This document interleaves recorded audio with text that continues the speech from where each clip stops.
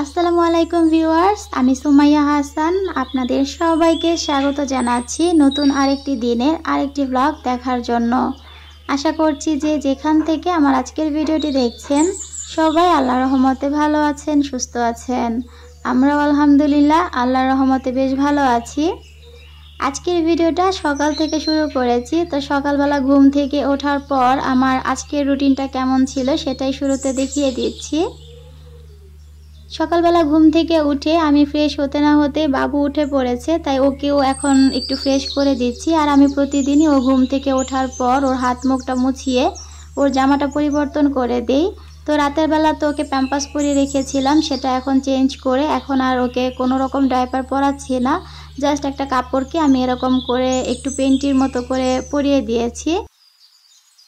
এরপর ওকে খাইয়ে আমি বেশ কিছুটা সময়ের জন্য ওকে নিয়ে রোদে বসবো। তো রোদ বলতে বেলকনিতে তো সেরকম রোদ আসে না, তারপরও সকালবেলা চেষ্টা করি ওকে নিয়ে একটু বারান্দায় বসে থাকতে। এতে করে রোদের যে হালকা তাপটা সেটা ওর গায়ে লাগে। এছাড়া গাছের পাতা বা বাইরের প্রকৃতি ও অনেকটাই এনজয় করে।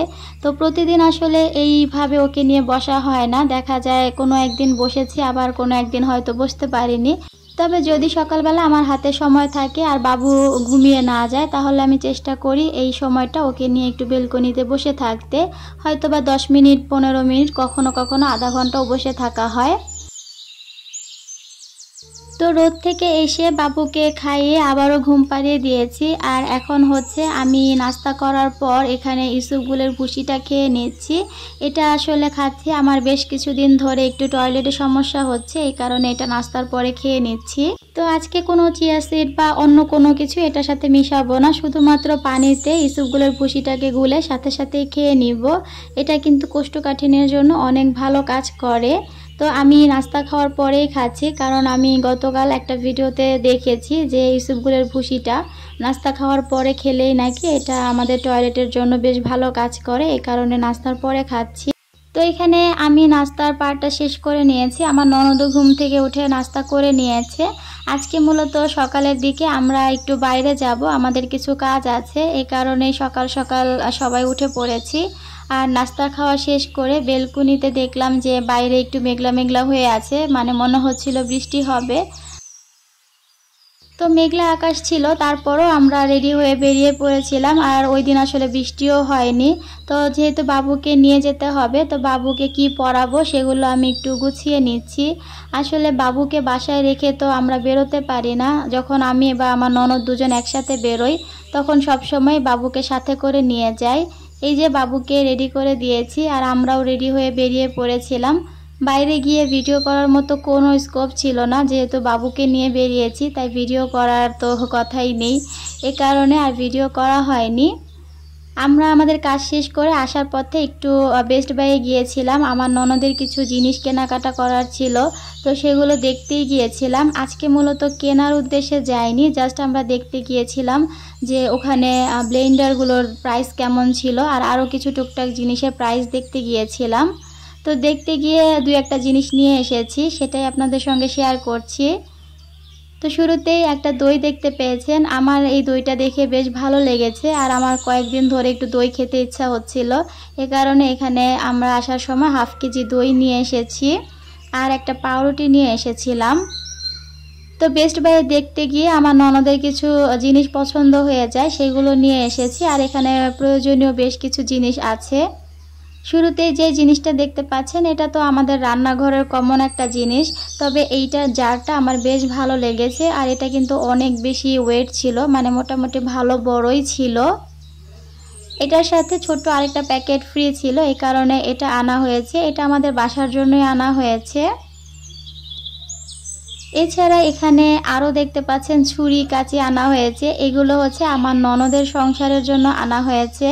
তো এই ছুরিটা আর এই কেচিটা এত বেশি সুন্দর, মানে এটা ভিডিওতে কেমন লাগছে আমি জানি না, বাস্তবে অনেক বেশি সুন্দর ছিল, সেই সাথে অনেক বেশি হার্ড ছিল। ছুরিটা দেখতেই পাচ্ছেন, এটার কোয়ালিটি কিন্তু অনেক ভালো। আর বেস্ট বাইয়ের ছুরি কাচের কোয়ালিটি সবসময় অনেক ভালো থাকে, আমি এর আগেও কিনেছি, অনেক বেশি ভালো ছিল। তো এখানে একটা ছুরি আনা হয়েছে আর কেচিটা হচ্ছে মাছ টাছ কাটার জন্য অনেক কাজে লাগে। আমার কিচেনে একটা আছে, আপনারা দেখেছেন।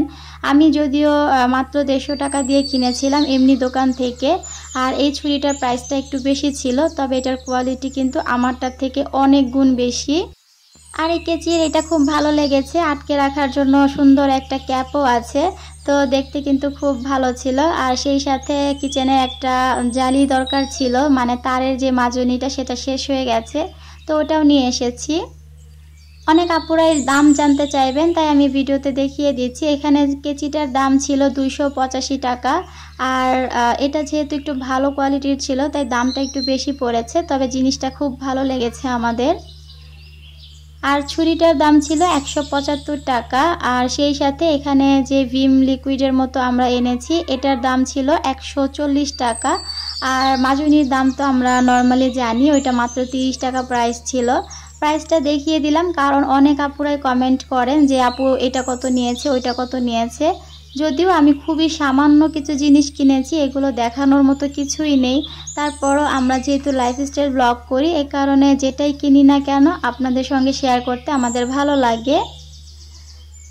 আর এই দিক থেকে বেশ বড় সাইজের 2টা তাল আনা হয়েছে। আমার ননদের হচ্ছে তালের পিঠা খেতে ইচ্ছা হচ্ছে অনেক দিন ধরে, তো আজকে রাস্তায় দেখলাম যে এই তালগুলো বিক্রি হচ্ছিল, দেখে বেশ ভালোই মনে হলো, এ কারণে 2টা তাল আনা হয়েছে।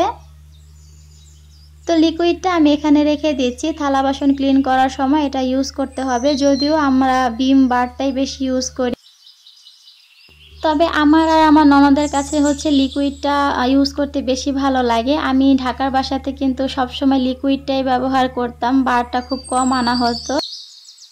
তো এটা হচ্ছে ওই দিন বিকেল বেলা আপনাদের সঙ্গে বিকেলে খুব সুন্দর মজার একটা নাস্তা রেসিপি শেয়ার করব।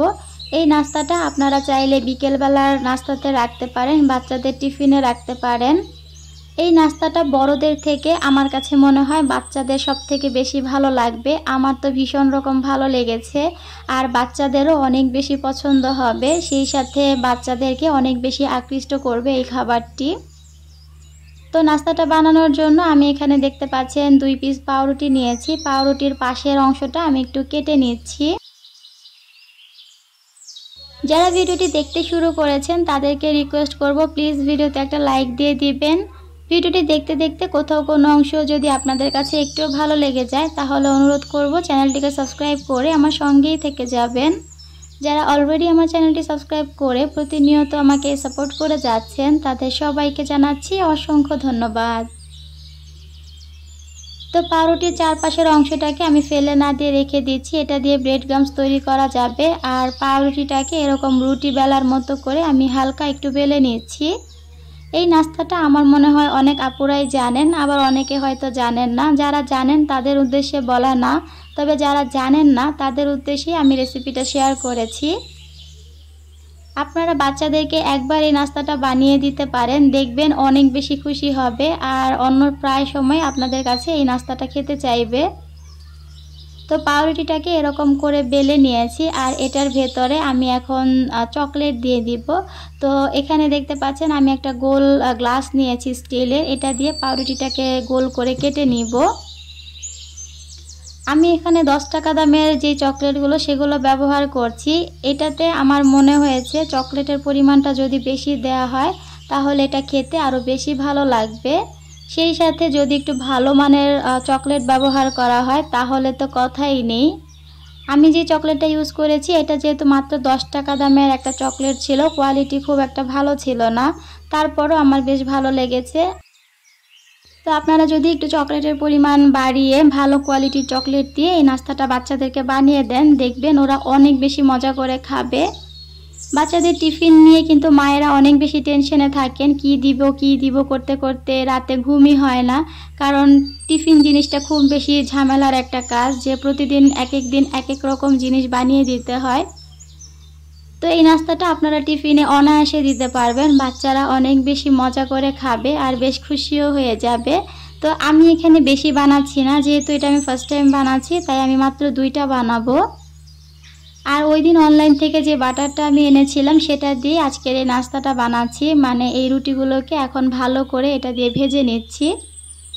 বাটারটা আমার কাছে বেশ ভালোই লেগেছে। আসলে একদম 100% খাঁটি বাটার যে দিয়েছে তা না, তবে একেবারে খারাপ যে দিয়েছে সেটাও না, মোটামুটি ভালোই ছিল। তবে অরিজিনাল বাটারের যেরকম ভালো একটা ফ্লেভার থাকে এটার সেরকম ছিল না, হালকা একটা ফ্লেভার ছিল। তো এইখানে এটাকে আমি ভালো করে উল্টে পাল্টে একটু ভেজে নিয়েছি, আর এই কাজটা আমি একদম লো হিটেই করছি। এমনিতে আসলে চুলায় গ্যাস নেই, আর যদি গ্যাস থাকতো সেক্ষেত্রে এটাকে লো হিটে ভাজলে আমার মনে হয় ভালো হবে, চকলেটটা সুন্দর মতো গলতে পারবে। তো দুইটা আমি ভেজে নিয়েছি। আর এখানে একটা পাউরুটি দেখতে পাচ্ছেন, বাটারটা টেস্ট করার জন্য একটা পাউরুটিকে আমি একটু কেটে এরকম ভেজে নিয়েছিলাম। তো খেয়ে প্রথমে দেখছিলাম যে ভালো হয় কিনা, যদি ভালো না লাগে তাহলে আমি ভাজবো না, এরকমটা। তো এক টুকরো আমি খেয়ে দেখলাম যে না, ঘিয়ের বাটারের ফ্লেভারটা ভালো ছিল, এই কারণে এটাকেও আমি বাটারে ভেজেছি। তো এটাকে আমি মাঝখান থেকে কেটে আপনাদেরকে দেখাচ্ছি। এটা ভাজার পরে কিন্তু খুব সুন্দর মতো চকলেটটা মেল্ট হয়ে যায়। এই যে দেখতে পাচ্ছেন পুরোটা কিন্তু এখন চকলেটে ভরে গেছে। আমি যদিও অল্প একটু চকলেট দিয়েছি, যদি অনেক বেশি চকলেট দিতাম তাহলে এটা আরও অনেক বেশি চকলেটি হতো, খেতে আরও বেশি টেস্টি হতো। তো আমি দুইটাকেই মাঝখান থেকে কেটে নিয়েছি, দুইটা বানিয়েছি, একটা আমি খাবো একটা আমার ননদ খাবে, এই জন্য এই দুইটা নিয়ে নিয়েছি। আসলে প্রথমবার আমি জিনিস বানালে অল্প করেই বানাই, কারণ যদি কোনো কিছু নষ্ট হয় অল্পের উপর দিয়ে যেন যায়, এই কারণে শুরুতে যদি এক গাদা জিনিস বানিয়ে ফেলি আর সেটা যদি পরবর্তীতে খাওয়ার মতো না হয় তখন পুরো জিনিসটাই নষ্ট হবে। এ কারণে অল্প করে বানিয়ে যদি ভালো হয় পরবর্তীতে বেশি করে বানানো যাবে। তবে এই আইডিয়াটা আমার বেশ ভালো লেগেছে বলে আপনাদের সঙ্গে শেয়ার করলাম। আপনারাও চাইলে এভাবে বানিয়ে খেতে পারেন, আর খেয়ে অবশ্যই আমাকে জানাবেন আপনাদের কাছে খেতে কেমন লেগেছে। ওভারঅল আজকের ভিডিওটি আপনাদের কাছে কেমন লেগেছে ছোট্ট একটা কমেন্টের মাধ্যমে জানাতে একদমই ভুলবেন না। আজ এখানেই বিদায় নিচ্ছি, সবাই ভালো থাকবেন, সুস্থ থাকবেন, আল্লাহ হাফেজ।